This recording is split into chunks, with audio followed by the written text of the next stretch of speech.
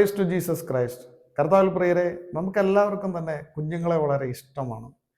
അവരുടെ കുസൃതിയും സ്നേഹപ്രകടനങ്ങളും അതുപോലെ തന്നെ അവരുടെ സാഹസികതയും പിണക്കവും എല്ലാം കണ്ട് സന്തോഷിക്കുന്ന വ്യക്തികളാണ് നമ്മൾ ഓരോരുത്തരും. നമുക്ക് വലിയ മക്കളുണ്ടെങ്കിൽ പോലും നമ്മൾ ചെറിയ കുഞ്ഞുങ്ങളെ കാണുമ്പോൾ ഓടിച്ചെന്ന് എടുക്കുകയും അവരെ ചേർത്ത് പിടിക്കുകയും ഉമ്മ കൊടുക്കുകയൊക്കെ ചെയ്യാറുണ്ട്. അതുപോലെ തന്നെ അവരുടെ ബർത്ത്ഡേ ദിവസങ്ങൾ നമ്മൾ ഓർത്തു വെക്കുകയും അവരെ വിഷ് ചെയ്യും, അവർക്ക് ഗിഫ്റ്റ് കൊടുക്കുകയും ആ ഓർമ്മയുടെ ദിനങ്ങൾ നമ്മൾ പിക്ചറാക്കി സ്റ്റാറ്റസ് ഒക്കെ ഇട്ട് സന്തോഷിക്കുന്നവരാണ് നമ്മളെല്ലാവരും തന്നെ. എന്നാൽ ചില വ്യക്തികൾ അത് കുറച്ചുകൂടെ കടന്ന് അവരിങ്ങനെ പറയും, സമൂഹത്തിൽ അംഗീകരിക്കപ്പെട്ട ചില കുഞ്ഞുങ്ങളെ കണ്ടു കഴിഞ്ഞാൽ അവർ പറയും, ഇതുപോലത്തെ ഒരു മകനോ മകളോ എനിക്ക് ഉണ്ടായിരുന്നെങ്കിൽ എന്ന് പോലും പറയുന്ന വ്യക്തികളെ നമുക്ക് കാണാൻ പറ്റും. അതുപോലെ തന്നെ സാംസ്കാരിക, മത, രാഷ്ട്രീയ, കല, കായിക മേഖലകളിൽ വളരെ സെലിബ്രിറ്റി ആയിട്ടുള്ള ആളുകളെ നമ്മൾ കണ്ടാലും നമ്മൾ ഏറ്റവും ഓടിച്ചെന്ന് പണ്ടൊക്കെ ആണെങ്കിൽ നമ്മൾ ഇങ്ങനെ ചെയ്യുമായിരുന്നു, ഓട്ടോഗ്രാഫ് ചോദിക്കുമായിരുന്നു. എന്നാൽ ഇന്ന് കാലം മാറി, ഈ സെൽഫിയുടെ കാലമായതുകൊണ്ട് എല്ലാവരും കൂടെ നിന്ന് ഫോട്ടോ എടുത്ത് ആ ഫോട്ടോ വാട്സപ്പ് സ്റ്റാറ്റസ് ഇട്ട് മാക്സിമം എല്ലാവരെയും കാണിക്കുന്നതിൽ സന്തോഷിക്കുന്നവരാണ് നമ്മൾ ഓരോരുത്തരും. അതുപോലെ തന്നെ ഏതെങ്കിലും പ്രമുഖരായിട്ടുള്ള വ്യക്തികളുമായി നമുക്ക് എന്തെങ്കിലും പേഴ്സണലായിട്ടുള്ള ബന്ധമുണ്ടെങ്കിൽ നമ്മൾ അതിനെക്കുറിച്ചൊക്കെ വാനോളം പുകഴ്ത്തി മറ്റുള്ളവരോട് സംസാരിക്കുകയും എനിക്ക് ഇന്നൊരു വ്യക്തിയെക്കുറിച്ച് അടുത്ത് പരിചയമുണ്ടെന്നൊക്കെ പറയുന്ന വ്യക്തികളാണ് നമ്മളെല്ലാവരും.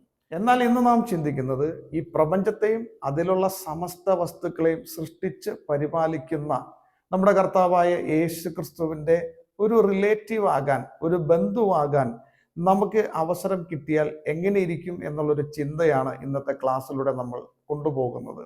അതിന് സുവിശേഷം നമുക്ക് എന്തെങ്കിലും സാധ്യതകൾ തരുന്നുണ്ടോ എന്നുള്ളതാണ് നാം ചിന്തിക്കുന്നത്. എന്താണ് ഇന്നത്തെ ക്ലാസ്സിന്റെ പ്രാധാന്യം? നമ്മുടെ കർത്താവായ യേശു ക്രിസ്തുവിലൂടെ നമുക്ക് ലഭിച്ചിരിക്കുന്ന രക്ഷ, കൃപ, സ്വാതന്ത്ര്യം, അവകാശം എന്നിവയെക്കുറിച്ചൊന്നും അറിയാതെ വിശുദ്ധരുടെ പുറകെ മാത്രമുള്ള ഒരു ക്രിസ്തീയ ജീവിതം നയിക്കുന്ന ഒരു വലിയ വിഭാഗം ആളുകൾ നമ്മുടെ സമൂഹത്തിലുള്ളപ്പോൾ ഇന്നത്തെ ക്ലാസ്സിന് വളരെയധികം പ്രാധാന്യമുണ്ട്. അപ്പോൾ നമ്മൾ വിശുദ്ധർക്കെതിരായിട്ടാണോ സംസാരിക്കുന്നത്? ഒരിക്കലുമല്ല. അവരെ നമുക്ക് സ്നേഹിക്കാം, ബഹുമാനിക്കാം. അവർ ദൈവത്തെ എങ്ങനെ അന്വേഷിച്ചു എന്ന് നമുക്ക് ചിന്തിക്കാം. അതിനുവേണ്ടി എന്തൊക്കെ ത്യാഗപരമായിട്ടുള്ള ജീവിത സാഹചര്യങ്ങളിലൂടെ അവിടുന്ന് കടന്നുപോയി എന്നൊക്കെ നമുക്ക് പഠിക്കാം. അതിനെ നമുക്ക് മാതൃകയാക്കാം. അതിലൂടെ യേശുക്രിസ്തുവുമായി നമുക്കൊരു ബന്ധം സ്ഥാപിച്ചെടുക്കുന്നതിന് വേണ്ടിയിട്ട് നമുക്ക് ശ്രമിക്കാം. എന്നാൽ ഇന്ന് അങ്ങനെയാണോ നടക്കുന്നത്? അല്ല എന്ന് വേണം നമുക്ക് പറയാനായിട്ട്. ഹെബ്രായർക്കാർക്ക് എഴുതിയ ലേഖനം അതിന്റെ 10-ാം അധ്യായം അതിന്റെ 19-ാം തിരുവചനത്തിൽ ഇങ്ങനെ പറയുന്നു: സഹോദരരെ, യേശുക്രിസ്തുവിന്റെ രക്തം മുഖാന്തരം വിശുദ്ധ സ്ഥലത്തേക്ക് പ്രവേശിക്കാൻ നമുക്ക് മനോധൈര്യമുണ്ട്. യേശുവിന്റെ ശരീരമാകുന്ന ബലിയിലൂടെ നമുക്ക് നവീനവും സജീവമായ ഒരു പാത അവിടെ നിന്ന് നമുക്ക് തുറന്നു തന്നിട്ടിരിക്കുന്നു. ഇങ്ങനൊരു സാഹചര്യം ഉള്ളപ്പോൾ പോലും നമ്മൾ വിശുദ്ധരുടെ പുറകെ മാത്രം പോകുന്ന ഒരു സാഹചര്യത്തെ മാത്രമാണ് നമ്മളിവിടെ എതിർക്കുന്നത്.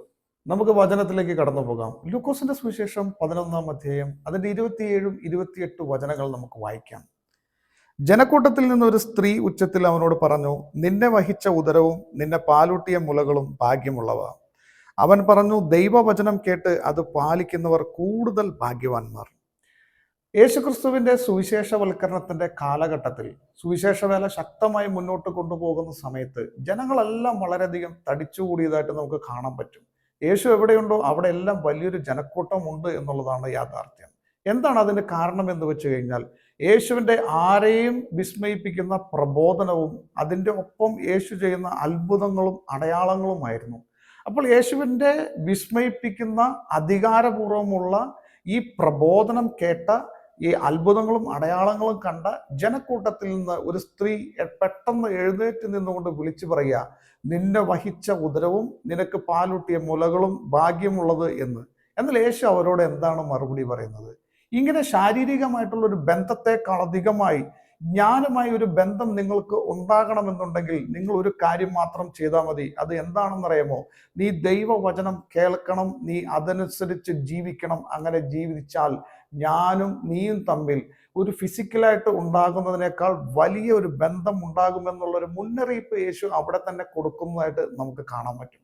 ഇനി തുടർന്നുള്ള വചനങ്ങളിലേക്ക് കടന്നു പോകുമ്പോൾ അതിനേക്കാൾ കൂടുതൽ ശക്തമായി യേശുക്രിസ്തു അത് പറയുന്നതായിട്ട് നമുക്ക് കാണാം. വീണ്ടും യോഹന്നാന്റെ സുവിശേഷം 15-ാം അധ്യായം അതിന്റെ 14-ാം തിരുവചനം: ഞാൻ നിങ്ങളോട് കൽപ്പിക്കുന്നത് നിങ്ങൾ ചെയ്യുന്നെങ്കിൽ നിങ്ങൾ എൻ്റെ സ്നേഹിതരാണ്.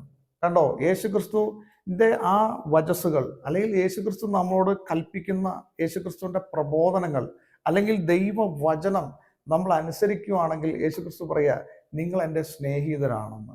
സർവവും സൃഷ്ടിച്ചു പരിപാലിക്കുന്ന സർവശക്തനായ ദൈവമായ യേശുക്രിസ്തു നമ്മളോട് പറയുക, നിങ്ങൾ എൻ്റെ വചനം അനുസരിക്കുക, നിങ്ങൾ എൻ്റെ സ്നേഹിതരായിട്ട് ഞാൻ നിങ്ങളെ കണക്കാക്കും എന്നുള്ളത്. വീണ്ടും ലൂക്കോസിന്റെ സുവിശേഷം 8-ാം അധ്യായം അതിൻ്റെ 19 മുതൽ 21 വരെയുള്ള വചനങ്ങളിലൂടെ നാം കടന്നു പോകുമ്പോൾ, അവൻ്റെ അമ്മയും സഹോദരരും അവനെ കാണാൻ വന്നു, എന്നാൽ ജനക്കൂട്ടം നിമിത്തം അവൻ്റെ അടുത്ത് എത്താൻ കഴിഞ്ഞില്ല.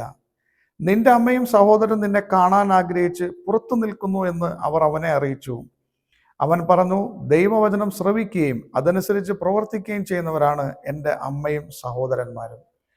സിനഗോഗിൽ വെച്ച് യേശു ശക്തമായി ദൈവവചനം പഠിപ്പിച്ചുകൊണ്ടിരിക്കുന്ന സമയത്ത് തൻ്റെ അമ്മയും സഹോദരങ്ങൾക്കും അതിൻ്റെ അകത്തോട്ടേക്ക് കയറാൻ പോലും പറ്റാത്ത രീതിയിലുള്ള വലിയ തിരക്ക് അനുഭവപ്പെടുമ്പോൾ തൻ്റെ ശിഷ്യന്മാർ വന്ന് യേശുവിനോട് പറയുന്ന സന്ദർഭമാണ് നമ്മൾ വായിച്ചത്. അവരുടെ മുമ്പിൽ വെച്ച് യേശു പറയുക, ഈ പുറമേ നിൽക്കുന്ന ഫിസിക്കൽ റിലേഷൻഷിപ്പുള്ള എൻ്റെ അമ്മയോ സഹോദരങ്ങളല്ല, മറിച്ച് ഇപ്പോൾ ഞാൻ സംസാരിക്കുന്ന ദൈവവചനം കേൾക്കുന്ന നിങ്ങളെ പോലെയുള്ളവരാണ് എനിക്ക് ഇമ്പോർട്ടൻ്റ് എന്ന് യേശുവോട് പറയുക. അപ്പോൾ ദൈവവചനം അനുസരിക്കുന്നവരെ, ദൈവവചനം കേൾക്കുന്നവരെ യേശുക്രിസ്തു എത്രമാത്രം ഇമ്പോർട്ടൻ്റ് ആയിട്ടാണ് കാണുന്നത് എന്നുകൂടെ നമുക്ക് ഈ വചനത്തിലൂടെ മനസ്സിലാക്കാനായിട്ട് സാധിക്കും. അതിന് ദൈവവചനം നമുക്കൊരു അവസരം തരികയാണ്. നമ്മൾ നമ്മുടെ വിശ്വാസ ജീവിതത്തിൽ വിശുദ്ധരുടെയും മറ്റുള്ള വ്യക്തികളുടെയും പുറകെയൊക്കെ നടക്കുമ്പോൾ നമ്മൾ ഈ വചനം വളരെ ആഴത്തിൽ പഠിക്കേണ്ടത് വളരെ അത്യാവശ്യമാണ്. യേശുക്രിസ്തുവിൻ്റെ മാതാവാകാനും യേശുക്രിസ്തുവിൻ്റെ സഹോദരനാകാനും സ്നേഹിതനാകാനും ഒക്കെ ഇതാ യേശു നമുക്ക് അവസരം തരികയാണ്. അതിനുള്ള കാര്യം നമ്മൾ ഇത്രമാത്രം ചെയ്താൽ മതി: ദൈവവചനം കേൾക്കുക, ദൈവവചനം അനുസരിച്ച് ജീവിക്കുക. ഈ വചനം കേട്ട എല്ലാവരെയും കർത്താവായ യേശുക്രിസ്തു അനുഗ്രഹിക്കട്ടെ. ഈ വചനത്തിന്റെ യോഗ്യത അനുസരിച്ച് മുന്നോട്ട് പോകാൻ നിങ്ങളെല്ലാവരെയും സർവശക്തനായ ദൈവം ബലപ്പെടുത്തട്ടെ. God bless you all.